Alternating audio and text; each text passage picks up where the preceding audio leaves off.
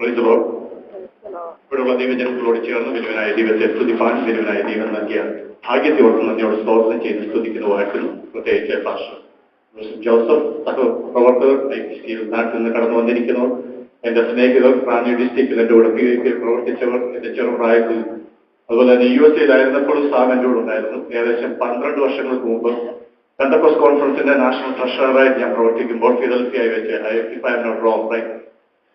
ഫിലഡൽഫിയയിൽ he was there. Pentecost പ്രസ്ഥാന കോൺഫറൻസിനെ കുറിച്ച് 1-2 കാര്യങ്ങൾ മാത്രം പറയാനായിട്ട് ഞാൻ ആഗ്രഹിക്കുന്നു. അതിനെക്കുറിച്ചുള്ള കൂടുതൽ വിവരങ്ങൾ നിങ്ങൾക്ക് PCNAT.org കാണാവുന്നതാണ്.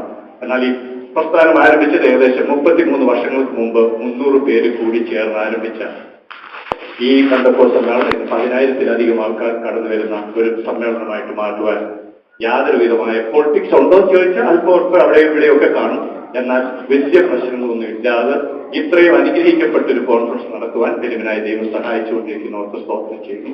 ഏകദേശം 23 വർഷങ്ങൾക്ക് മുമ്പ് ഈ കോൺഫറൻസിന്റെ എന്റെ ചെറുപ്രായത്തിൽ യൂത്ത് ഡയറക്ടറായിട്ട് പ്രവർത്തിക്കാൻ വലുവനായ ദൈവം എന്നെ സഹായിച്ചു. അതിനുശേഷം 12 വർഷങ്ങൾക്ക് മുമ്പ് ഫിലഡൽഫിയയിൽ നടന്ന കോൺഫറൻസിൽ വെച്ച് എന്റെ ട്രഷററായി പ്രവർത്തിക്കാൻ വലുവനായ ദൈവം എന്നെ സഹായിച്ചു. ഈ വർഷം നടക്കുന്ന കോൺഫറൻസിന്റെ ജനറൽ സെക്രട്ടറി ആയിട്ട് പ്രവർത്തിക്കുവാൻ വലുവനായ ദൈവം എന്നെ സഹായിച്ചുകൊണ്ടിരിക്കുന്നവർക്ക് സ്തോത്രം ചെയ്തു.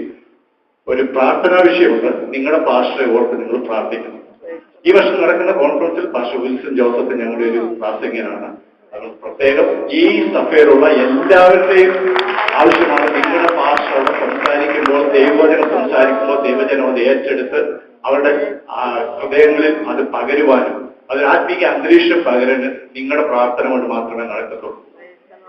ഈ വർഷം നടക്കുന്ന കോൺഫറൻസിൽ സെക്രട്ടറിയായിട്ട് ഞാൻ തെരഞ്ഞെടുക്കപ്പെട്ട് ഞങ്ങളുടെ ഭവനത്തിൽ തിരിച്ചു വന്നപ്പോൾ ഞങ്ങളുടെ ലോക്കൽ പാസ്റ്റർ അമ്മാമ്മയും കൂടെ വീട്ടിൽ കടന്നു വന്നിട്ട് എനിക്കൊരു തുക തന്നു. എന്നിട്ട് എന്നെ കൈ തന്നിട്ട് പ്രാർത്ഥിച്ചിട്ട് പറഞ്ഞു, മോൻ ഈ വർഷം നടക്കുന്ന കോൺഫറൻസിന് യാതൊരു കടവും ഉണ്ടാകത്തില്ല, അനുഗ്രഹിക്കപ്പെട്ട കോൺഫറൻസ് നടക്കും. ഞങ്ങളുടെ പാസ്റ്റർക്ക് എന്നെക്കുറിച്ച് അത്ര ഉത്തരവാദിത്വം ഉണ്ടെങ്കിൽ ഈ സഭയിലെ വിശ്വാസികൾ നിങ്ങളുടെ ഭാഷയെക്കുറിച്ചുള്ള ഉത്തരവാദിത്വം എത്രയെന്ന് ഞാൻ പറയേണ്ട കാര്യമില്ല. അതുകൊണ്ട് ഈ വർഷം നടക്കുന്ന കോൺഫറൻസ് അനുഗ്രഹമായി തീരുവാൻ, നിങ്ങളുടെ പാസ്റ്ററുടെ സെക്ഷൻ ഏറ്റവും അനുഗ്രഹമായി തീരുവാൻ നിങ്ങളുടെ ഏവരുടെയും പ്രാർത്ഥന ഞാൻ അപേക്ഷിക്കും. ചെറുപ്രായത്തിൽ തന്നെ പെന്തക്കോസ്റ്റ് കുടുംബത്തിൽ ജനിച്ചു വളർന്നുവിടുവാൻ വലുവനായ ദൈവം എന്നെ സഹായിച്ചു. പലപ്പോഴും നമ്മൾ സാക്ഷികളൊക്കെ കേൾക്കുമ്പോൾ നമ്മൾ കേൾക്കാറുണ്ട്, ഞാൻ മർത്തോമയെന്ന് വന്ന്, ഞാൻ യാക്കോബയെന്ന് വന്ന്, ഞാൻ കാതലിക്സെന്ന് വന്നു. പെന്തക്കോസ്റ്റ് ജനിച്ചു വളർന്നവർക്ക് ഒരു വലിയ പ്രൊമോഷൻ ഒന്നും സാധാരണ കിട്ടാറില്ല. എന്നാൽ എനിക്ക് പറയാനുള്ളത്, പെന്തക്കോസ്റ്റ് ജനിച്ചു വളർന്ന എനിക്ക് എന്റെ പ്രാർത്ഥനാ ജീവിതത്തിൽ അനുഗ്രഹങ്ങൾ ഭാവിക്കുവാൻ തക്കോണം വലുവനായ ദൈവം എന്നെ സഹായിച്ചു. ഞാൻ SSLC പാസ്സാകത്തില്ലെന്ന് നാട്ടുകാരും വീട്ടുകാരും എന്റെ അമ്മ പോലും പറഞ്ഞത്. SSLC ഞാൻ പാസ്സാകും. എന്റെ അമ്മയിൽ പ്രാർത്ഥിക്കുന്ന ഞാൻ ഓർക്കുന്നുണ്ട്, ദൈവമേ ഇവന് കളയ്ക്കാനെങ്കിലും ഒരു ആരോഗ്യം കൊടുക്കുന്നത്.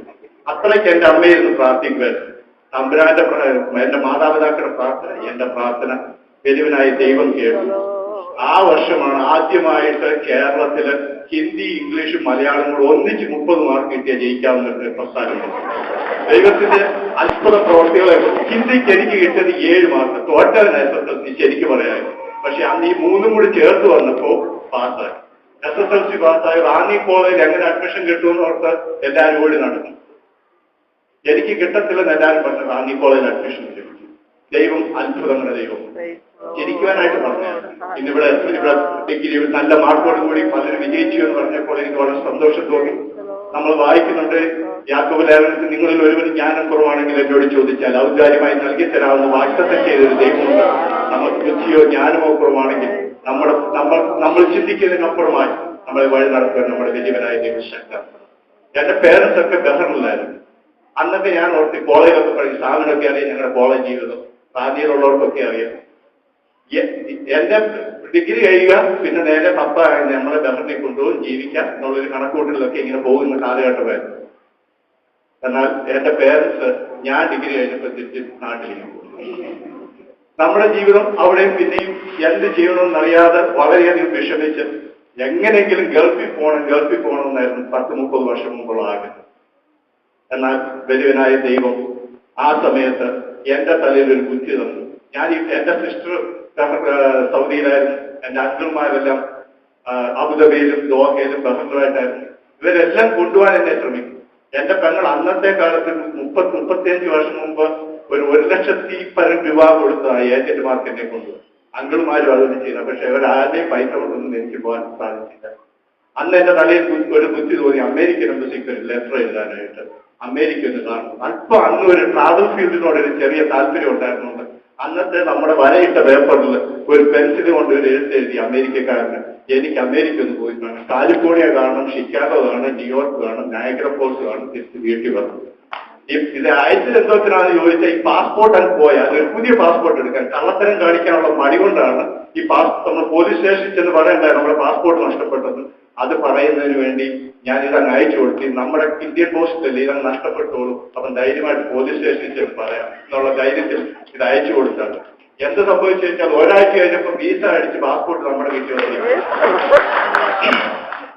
ഞാനിത് കൊണ്ടുവന്ന് എന്റെ പപ്പായെ കാണിച്ച് മമ്മിയെ കാണിച്ച് ഇവരെ ആരും വിശ്വസിക്കുന്നില്ല. ഇത് ഞാൻ പറഞ്ഞ് ഞാൻ കള്ളത്തരത്തുള്ള വീസ, ഇത് വീസയല്ല, സ്പോൺസർ ലെറ്റർ ഇല്ലാതെ അഫിഡവിറ്റ് ഇല്ലാതെ നിനക്ക് എവിടെ നിന്ന് വീസ ലഭിക്കും എന്നൊക്കെ എന്റെ അടുത്ത് ചോദിച്ചു. ഇതുകൊണ്ട് നേരെ നമ്മുടെ ബേബിച്ച പടക്കപ്പെട്ടിന്റെ അടുത്ത് തോമസ് പടക്കപ്പെട്ടിന്റെ അടുത്ത് ചോദിച്ചു ഇത് ശരിയാണോ അല്ല. അന്ന് നമ്മുടെ നാട്ടിലുള്ള ഏറ്റവും പ്രബലനായ ഒരു ട്രാവലേജാണ് തോമസ് പടക്കൻ. ബേബിച്ച നോക്കിയിട്ട് ഇതൊക്കെ നോക്കിയിട്ട് പറഞ്ഞു കണ്ടിട്ട് നല്ലതാണോ അല്ലതാണെന്ന് പുള്ളിക്ക് പറയാൻ വയ്യ. നേരെ അവിടുന്ന് നമ്മുടെ സ്വാമിയെ വിളിച്ചു, ചെന്നൈയുടെ ഓഫീസിലെ മദ്രാസ് എംബസി വിളിച്ചു വെച്ചു. അവർ പറഞ്ഞു ഇത് റിയൽ വീസയാണ്, ഇതിന് പോകാം. അങ്ങനെ ഈ ടിക്കറ്റ് ഒക്കെ എടുത്ത് അമേരിക്കയിലേക്ക് പോകാനായിട്ട് ഇങ്ങനെ ഒരുങ്ങിയിരിക്കുന്ന ചെറുപ്രായത്തിൽ ഒരു നല്ല വിവാഹം വന്നു. അങ്ങനെ കല്യാണം കഴിച്ച് കാനഡയിലേക്ക് 30 വർഷം മുമ്പ് പോകാൻ വരുവാനായി ദൈവം സഹായിച്ചു. ഞങ്ങൾക്ക് 2 ആൺകുഞ്ഞുങ്ങളുണ്ട്. മൂത്ത മോന് 26 വയസ്സ് കഴിഞ്ഞു, അവിടെ ജോലി ചെയ്യുന്നു. രണ്ടാമത്തെ മോന് 21 വയസ്സുണ്ട്, അവനവിടെ ജോലിക്ക് പഠിച്ചുകൊണ്ടിരിക്കുന്നു. മൂത്ത മോന് ജോലി ചെയ്യുന്നതോടൊപ്പം തന്നെ കാനഡയിലുള്ള ഏറ്റവും വലിയ ഇംഗ്ലീഷ് ചർച്ചിന്റെ വർഷിപ്പ് ലീഡറായിട്ട് അവിടെ അവനവിടെ ചെയ്യുന്നു.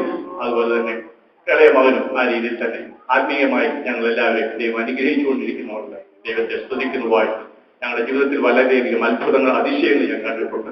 കാനഡയിൽ കടന്നു ചെന്ന് എയർ ഇന്ത്യയിൽ കുറച്ച് നാൾ ജോലി ചെയ്ത ശേഷം നമ്മുടെ ഇന്ത്യൻ സ്റ്റാൻഡേർഡ് ശമ്പളമൊക്കെ തരുന്നതുകൊണ്ട് അവിടെ നിന്ന് ക്വിറ്റ് ചെയ്ത് എയർപോർട്ടിൽ ഇങ്ങനെ ജോലി ചെയ്യുന്ന സമയത്ത് എയർപോർട്ടിൽ എയർ ട്രാഫിക് കൺട്രോളിന്റെ പൊസിഷനാണ്.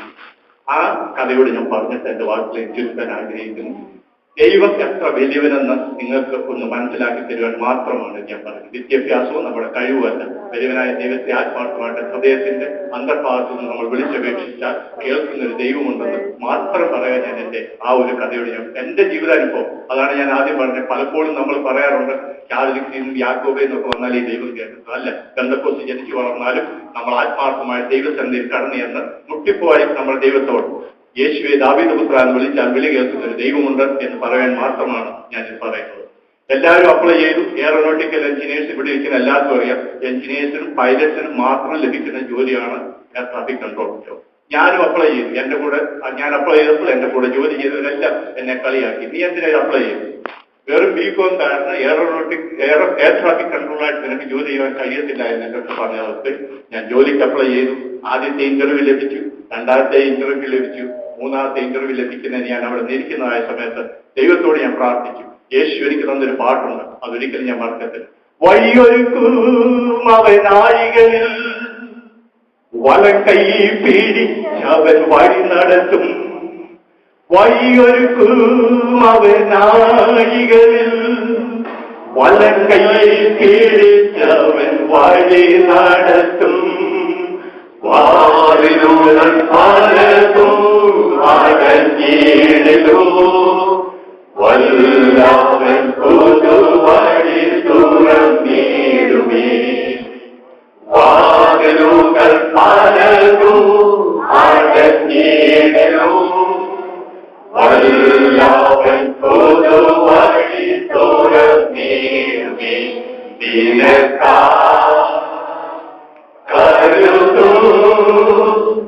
അവൻ നല്ലയോ കഷ്ടങ്ങളിൽ നല്ല തുണയേശു കണ്ണുനീരവൻ തുടയ്ക്കും. കഷ്ടങ്ങളിൽ നല്ല തുണയേശു കണ്ണുനീരവൻ തുടയ്ക്കും. ഈ പാട്ടും പാടി ദൈവത്തെ പരിപൂർണമായിട്ട് വിശ്വസിച്ചുകൊണ്ട് തേർഡ് ഇന്റർവ്യൂവിന് കടന്നുപോയി. ഞാനും ഒരു പൈലറ്റും കൂടെ ആയിരുന്നു ഇന്റർവ്യൂ. 2 പേർക്കായിരുന്നു ലാസ്റ്റ് ഇന്റർവ്യൂവിലേക്ക് വന്നത്. ദൈവത്തിന്റെ കൃപയാൽ എന്നോട് രണ്ട് ചോദ്യം അവർ ചോദിച്ചു. അവിടെ നടന്ന ആ ടവറിന്റെ മണ്ടയ്ക്ക് ഇരിക്കുമ്പോൾ ഭാഗ്യത്തിന് അറിയാവുന്ന 2 പ്ലെയിൻ അതിലെ പോയി. ആ 2 പ്ലെയിനിന്റെ പേരെ ചോദിച്ചു. ആ പോകുന്ന എയർക്രാഫ്റ്റ് ഏതാണെന്ന് ചോദിച്ചു. ഞാൻ പറഞ്ഞു എയർബസ് 330 ആണെന്ന് പറഞ്ഞു. രണ്ടാമത്തെ ചോദിച്ചു എയർബസ് ബോയിങ് 737 ആണ്. പോയി പുറകിലിരുന്നോളാം പറഞ്ഞു. ഞാൻ അവിടെ തന്നെ വിട്ടത്. അവിടെ പോയിരുന്ന് അവിടെ നിന്ന് 2 മിനിറ്റ് കഴിഞ്ഞപ്പോൾ അടുത്തവൻ കയറി. 5 മിനിറ്റ് അവിടെ നിന്ന് ഈ പാട്ട് തന്നെ വീണ്ടും പാടിക്കൊണ്ടിരുന്നു. 5 മിനിറ്റ് കഴിഞ്ഞ് ഇന്റർവ്യൂ ചെയ്ത് വിളിച്ചിട്ട് പറഞ്ഞു കോൺട്രാക്ട് സൈൻ ചെയ്താൽ ഒറ്റ കോൺട്രാക്റ്റേ ഉള്ളൂ. 6 മാസത്തെ ട്രെയിനിങ് ആണ്. ഈ 6 മാസത്തിനുള്ളിൽ every Friday you have a exam. If you fail anything below 80% you are going to be out. ധൈര്യത്തിൽ പറഞ്ഞ് ചെയ്യാമെന്ന്. ഇത്രയും നടത്തിയ ദൈവത്തിന് ബാക്കി കാര്യങ്ങൾ ധൈര്യമായി ചെയ്തു. 6 മാസം കൊണ്ട് പാസ്സാകേണ്ട ടെസ്റ്റ് 4 മാസം കൊണ്ട് പാസ്സായി. 15 വർഷം എയർ ട്രാഫിക് കൺട്രോളറായിട്ട് നോർത്ത് അമേരിക്കയിലെ ആദ്യത്തെ ഇന്ത്യക്കാരനല്ല, ആദ്യത്തെ എമിഗ്രന്റ്, വെള്ളക്കാരനല്ലാത്ത ഒരാൾ, കർമ്മമാർ പോലും ഇല്ല എയർ ട്രാഫിക് കൺട്രോൾ. ഒരു ഇന്ത്യക്കാരന് ജോലി ചെയ്യാൻ 15 വർഷം വരുവാനായി ദൈവം സഹായിച്ചു. 15 വർഷം ജോലിക്ക് ശേഷം അന്നത്തെ ദൈവത്തിന്റെ ആലോചന പ്രകാരം ഒരു ബിസിനസ് തുടങ്ങാൻ സഹായിച്ചു. കഴിഞ്ഞ 14 വർഷമായിട്ട് കാനഡയിൽ ബിസിനസ് ചെയ്തു. അതിനോടുള്ള ബന്ധത്തിലാണ് ഞാൻ ഈ ദുബായിലും ആയിരിക്കുന്നത്. കഴിഞ്ഞ ഏകദേശം 2 മാസങ്ങൾക്ക് മുമ്പ് ദുബായിൽ ബിസിനസ് പേരിൽ ഒരു ബിസിനസ് സ്റ്റാർട്ട് ചെയ്തിട്ടുണ്ട്. ദൈവം അവിടെ എന്നെ നടത്തുന്ന കൃപയ്ക്കായി നന്ദിയോട് സ്തോത്രം ചെയ്തു. കോൺഫറൻസിന് ശേഷം കൂടുതൽ സമയം ഈ ദുബായിയുടെ ഭാഗത്ത് കാണും. അപ്പോൾ നമുക്ക് വീണ്ടും കാണാം. ഇത്രത്തോളം നടത്തിയ ദൈവത്തെ ഒരു പ്രാവശ്യം കൂടെ സ്തുതിക്കുന്നു. നിങ്ങളുടെ എല്ലാവരുടെയും പ്രാർത്ഥന ഈ നടക്കുവാൻ പോകുന്ന കോൺഫറൻസിന് വേണ്ടി അനുഗ്രഹിക്കപ്പെട്ടതായ കോൺഫറൻസ് നടക്കുവാൻ ദൈവദാസന്മാർ ഞങ്ങൾ 4 പേരാണ് ഈ കോൺഫറൻസിന് നേതൃത്വം നൽകുന്നത്. ഞങ്ങൾക്ക് 4 പേർക്ക് യാതൊരു വിധമായ ഒരു ഇന്റൻഷനും ഇതിനകത്തില്ല. എന്റെ അമ്മാച്ചനെ കയറ്റി പ്രസംഗിപ്പിക്കണമെന്നും എന്റെ അളിയനെ കയറ്റി 26 ശുശ്രൂഷ നടത്തണമെന്നും ഒന്നും ഞങ്ങൾക്ക് യാതൊരു ആഗ്രഹമില്ല. ദൈവത്താൽ തിരഞ്ഞെടുക്കപ്പെട്ടവർ ഈ കോൺഫറൻസ് നടക്കണം എന്ന് മാത്രമേ ഞങ്ങൾ ആഗ്രഹിക്കുന്നുള്ളൂ. പാസ്റ്റർ വിൽസൺ ജോസഫിന്റെ പേര് വന്നു. ഞങ്ങൾ 3 പേര്, ഞങ്ങളുടെ യൂത്ത് ഡയറക്ടർ ഞങ്ങളോടില്ല, ഞങ്ങൾ 3 എക്സിക്യൂട്ടീവ് ഇരുന്ന് പ്രാർത്ഥിച്ചെടുത്ത ഡിസിഷൻ. അല്ലാതെ ഈ ഇവിടുത്തെ വിദ്യ സഭയുടെ ഭാഷയായതുകൊണ്ടോ അല്ലെങ്കിൽ കർണാടക സ്റ്റേറ്റിന്റെ ഭാഷയായതുകൊണ്ടോ ഒന്നുമല്ല. ദൈവത്തോട് ഞങ്ങൾ ആലോചിച്ച് പ്രാർത്ഥിച്ച് ഞങ്ങൾക്ക് ലഭിച്ച മറുപടിയുടെ മുഖത്താണ് ഭാഷ ഞങ്ങൾ എടുത്തിരിക്കുന്നത്. അതുകൊണ്ട് നിങ്ങൾ എല്ലാവരും അദ്ദേഹത്തിന് വേണ്ടി നടക്കുന്ന കോൺഫറൻസിന് വേണ്ടി ഈ നേതൃത്വത്തിന് വേണ്ടി പ്രാർത്ഥിക്കണമെന്ന് അപേക്ഷിച്ചുകൊണ്ട് എന്റെ വാക്ക് ചെയ്യിച്ചു. അസാധ്യങ്ങളെ സാധ്യമാക്കുന്ന ദൈവത്തെയാണ് നാം സേവിക്കുന്നത്. ഒരു പ്രാവശ്യം കൂടെ നമ്മുടെ ജീവിതത്തിൽ അത് കേൾക്കുവാൻ കർത്താവ് സഹായിച്ചത് അവരെ ഓർത്ത് ഒരു നിമിഷം നമ്മൾ കരങ്ങൾ ഉയർത്തി ദൈവത്തെ സ്തുതിക്കാം. ഹല്ലേലൂയ. കർത്താവ് എനിക്ക് ആരാധനയിലെ